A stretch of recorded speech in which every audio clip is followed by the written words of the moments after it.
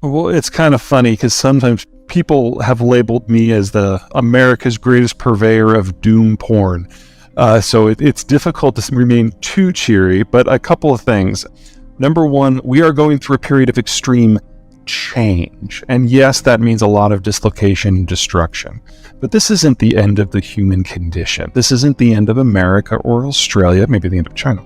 And so we know we will get through this. Our systems are stable, our demographics are pretty good. Our finances are about as good as you can get.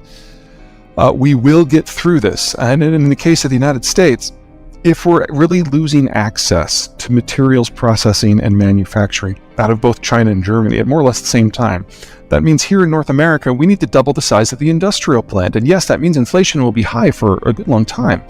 But it's also going to be the greatest growth story in the history of my country and Mexico and Canada. And on the backside of this, we will have built a supply chain system that uses less workers, is more capital efficient, is more energy efficient, that employs locals to serve local markets, that's cleaner, that's more responsible, and it'll be largely resistant to international shocks. This is a good story. We just have to get from here to there. There are two big things going on. The first is that geopolitics is reasserting itself with a vengeance as the post-Cold War system finally comes to an end.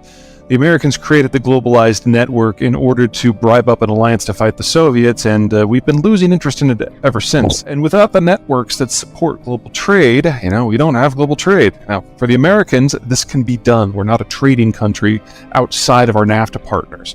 But for everyone else who's built their system on international access to raw materials, energy, and finished goods market, it's a bit of a kiss of death. The second big feature is demographics. As the world globalized, we also industrialized and urbanized. And when you move off the farm and into town, you have fewer kids. You play that forward 75 years, and it's not that we're running out of children. In most of the world, that happened 30, 40 years ago. It's that now we're running out of working-aged adults. So we don't even have an economic model that theoretically can work with the environment that we're about to be in. As the world has aged demographically, capital has been available at greater volumes with greater ease at lower rates than any time in human history, and that pretty much defines the last 15, 20 years. And now the people who generated all that capital, the baby boomers as they were moving towards retirement, are moving into retirement. And so the capital costs were always going to skyrocket about right now and continue rising at least into the mid-2030s. We have 15, 20 years of incredibly cheap capital that we now have to process through. And if you look at just the raw data, the United States is probably okay. We seem to have at least learned most of the lesson from the 2008 financial crisis, but Australia hasn't. Australian credit has risen by a factor of 7 since the year 2000. In the case of India, you're talking about 14. In the case of China, you're talking 34. So the idea that we can kind of let the air out of some of these financial bubbles without them popping is probably a bit of a stretch, but the story is absolutely not going to be the same everywhere. So politically, even if the Ukrainians succeed with this spring offensive in ejecting the Russians from all of their territory, that doesn't stop the war.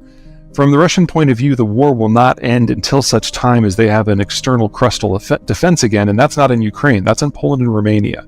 So for the Russians, Ukraine was always nothing more than the first step, and there's another wave once they're done with Ukraine. But the reverse is true too. Because the Ukrainians know that the Russians will never stop, the Ukrainians, if they're successful, will have to go into Russia and defang its logistic capabilities so it can't invade. So one way or another, the Russians are either moving into Poland or the Ukrainians are moving to Russia proper. And so we're only at the very beginning of what is going to continue to be a nuclear flashpoint for quite some time. That's piece one.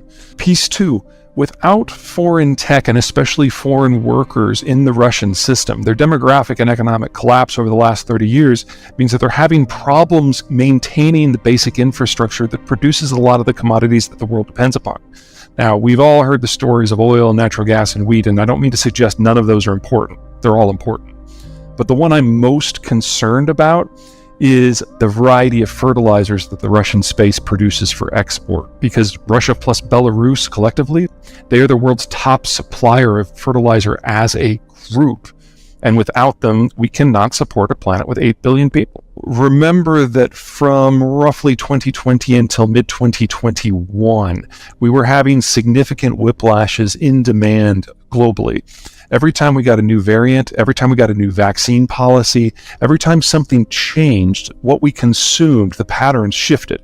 And it took about 18 months with each shift for industry to change the manufacturing supply chains to catch up. While in the United States, Texas, Arizona, and Florida, they opened up mid-year, and then a few months later, everyone but California followed suit. And then California followed in February of 2022. So yes, those are the dates. Well, we're 18 months past that. So the supply chains have caught up. And so the supply-driven inflation has gone down. That's probably responsible for half of the shift in inflation.